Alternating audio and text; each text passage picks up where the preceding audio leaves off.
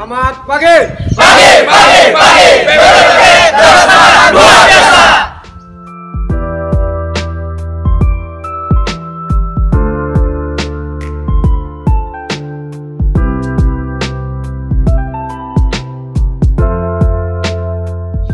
Hai, kami peserta dari Magang Pembekalan ke Taiwan. Kemarin praktek mengenai traktor langsung di lahan.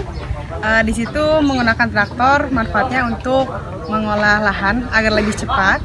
Dan cara penggunaannya itu pertama kita harus periksa dulu oli, bensin, dan lain sebagainya. Nah, untuk hari ini, hari keempat, kita melakukan kunjungan lapangan di sekitar balai.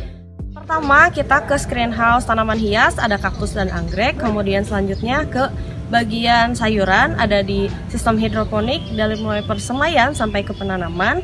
Terus di sini, nah kita sangat excited dengan greenhouse yang modern ini.